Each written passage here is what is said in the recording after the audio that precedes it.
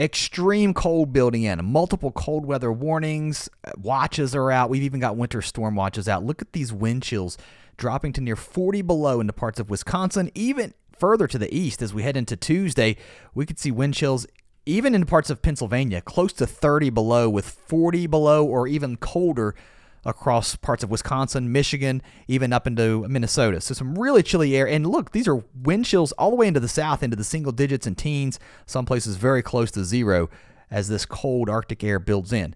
The chance for snow going up. We're going to talk about that in this video, especially across the East Coast. Take a look at this. Winter storm watches have been posted here from parts of Vermont, New Hampshire, even into Massachusetts, Connecticut, down into New York, Pennsylvania, even further south into Virginia, Maryland, especially right here into southeast PA. I think that's an area to keep an eye on.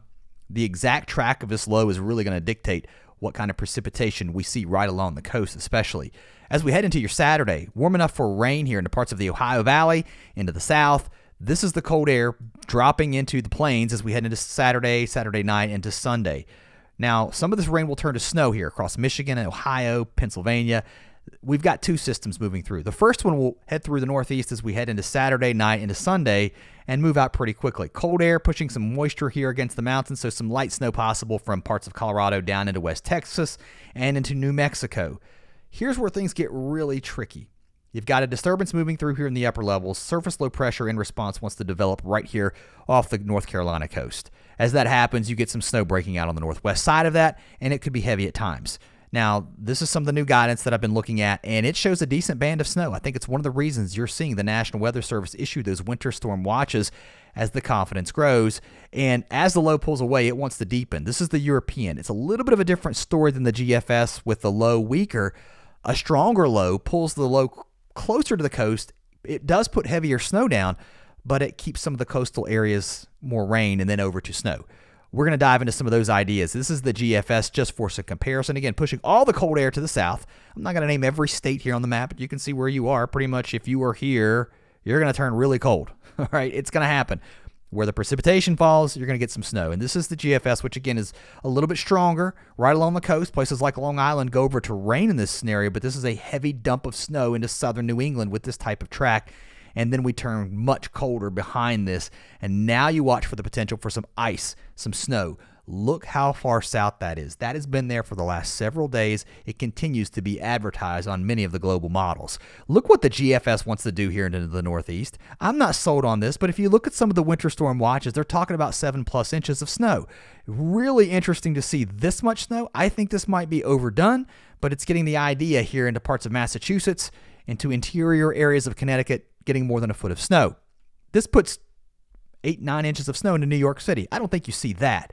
I think the problem will be that warm air moving in. There's still some disagreement. And again, if you go back to the current winter storm watches right now, again, most of the watches are for interior areas, and it does not include New York City. It's right on the line, right? And also out through Long Island and along coastal Connecticut. I think that's just because the confidence isn't quite there yet. We'll keep watching that, though, over the next couple of runs and see how this evolves because, again, it puts a heavy dump of snow, at least the GFS does. The NAM, the European, a little bit different. This is probably one of the heavier models, but look at this. This is the official forecast, a little bit better of an idea, and I think this is pretty judicious. I mean, you're talking the official numbers here across eastern PA up into southern parts of Connecticut showing more than 6, 7, up to 8 inches into parts of New York up here into Connecticut. Down into Virginia, lighter amounts toward D.C., but we're still talking about 2 to 4 inches. Some areas could see even more than that. And even the official forecast for New York City is, 4.8 inches here? You're still putting 4 inches out on Long Island. Again, these are touched numbers from the National Weather Service, and then the heavier amounts just to your north and west. So maybe we get some snow into New York City with this type of setup. Further to the south, the snow doesn't stop here. It's just that you've got two forecast offices competing with ideas. A little more than 6 inches north of the Maryland border. Very close, though, on the southern side of the Maryland border with 5.7. So not a huge difference, but you can see how the forecast grids kind of are showing some differences here in the forecast. But the idea, though, for that heavier snow back here is there with lighter amounts toward New Jersey. But this does put some decent snow here, at least into most of New Jersey. Once you get south here towards Cape May, those numbers really trail off, and this puts some snow into parts of Delaware, into Maryland, with those numbers falling off as you head down toward the peninsula here. Now, back across Maryland, especially across western Maryland, I think you see a better chance of seeing some snow. Into D.C., it's going to be right on that line between 1 to 4 inches of snow, and then once you get back here toward the Shenandoah Valley, up towards Winchester, Martinsburg, north into Pennsylvania, a good 3 to 6 inches, I think, and then up into the mountains of West Virginia, even more snow here. I do think there will be some snow into northeast Ohio, and you can see how you got competing weather forecast offices really competing on the idea of how much snow you're going to get, but you get the idea. We're not talking about the difference between, 6 inches to 8 inches here with 0, but you're talking about 1 to 2 versus 3 to 4. So some snow coming here to Cleveland, up to Erie, I think, and then up towards Buffalo too, but lighter amounts back here across the rest of Ohio, and then also back into Indiana, where, again, we will see some snow, but lighter amounts. We're talking about trace up to an inch of snow, and then some snow back here into eastern Kentucky, southwest Virginia, too. If you want to time some of this out, you can get the idea. Most of this falling heading into Sunday as our low moves off to the east. Not a lot, but it could cause an impact.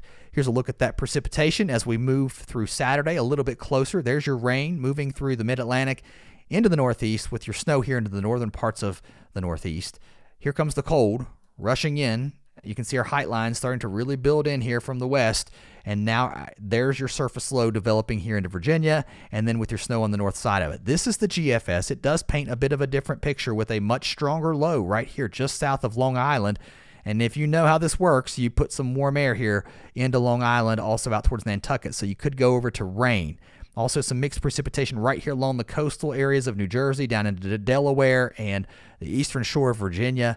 Yeah, I think we might see a mix here and then over to some snow to end, but the GFS is aggressive with that snow here. I want to see what the newest runs say. Let's see how the warnings come out. Again, just winter storm watches for some of these areas right now. Weather.gov is where you can get the latest for your region.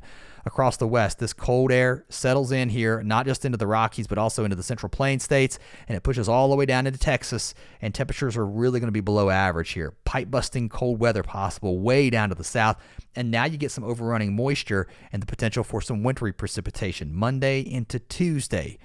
The ensemble guidance certainly growing with the idea of some wintry precipitation here along the Gulf Coast, maybe even the North and South Carolina and Georgia coast as we head into Wednesday and Thursday. Let's watch this. The confidence also on the ensemble guidance for some type of precipitation here. This is the probability of more than 1 inch of snow. Let's take the GFS a little bit further to the east. There comes the precipitation heading into Tuesday. You've got that cold air in place here to the north, and this puts winter precipitation across the deep, deep south. We're talking about maybe some mixed precipitation across North Florida. Wouldn't that be something? Now, I don't know if we get it into Florida, but if you're going to get a chance, this is it. A better chance of some snow north of that. The further north you go, the drier the air, so lesser chances of snow. And this could put some snow right here along the coast. Now, I don't know about the low country of South Carolina. It's always tough to get winter precipitation this far south and east, but the latest GFS is advertising some mix, some freezing rain, some sleet, really some ice here. And then once this moves by, it doesn't rapidly warm up. We stay cold. So that ice and snow might stick around for a little while, especially across these areas. Now, across the Gulf Coast, I think our temperatures will start to rebound some.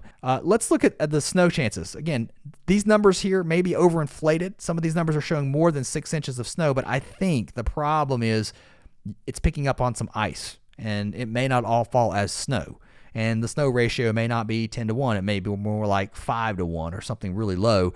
So again, a coating possible in these areas. However, it could be interesting to see how all this shakes out with that really cold air in place.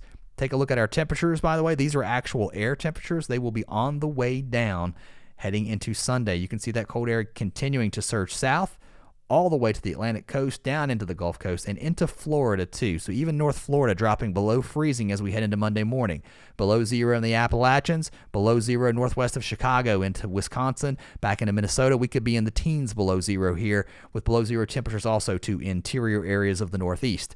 The Ohio Valley, near or below zero, I think, at times. And then now we're into the teens here across northern Georgia, Alabama, Mississippi. And that cold pushes all the way into Florida heading into Monday. You can see high temperatures barely getting above freezing in some of these areas, and that cold air gets reinforced as high pressure settles into your north as that moisture overruns the cold air at the surface, creating that wintry mix with temperatures on Tuesday morning near or below freezing right here, especially across southern Alabama, southern Georgia, and southern Mississippi, and into Louisiana and South Texas. Temperatures start to modify some as we head through the week. I mean, not a lot. It takes some time to get there. You can see some warmer air trying to work up from the southwest, but overall, a chilly week ahead. Across the Central Plains, there's your snow here into parts of Kansas, Oklahoma too, back into Colorado, up into Wyoming, even into Idaho. Some snow up into this region in Montana. But again, the shocking snow, I think, in my mind, is here across the Gulf Coast. And I do not want to undersell what's happening around the Great Lakes. We're going to see quite a bit of lake effect snow with this cold Arctic air in place, a couple of feet possible downwind of all the Great Lakes with just that fetch of moisture and that cold Arctic air here, and also into parts of Ontario.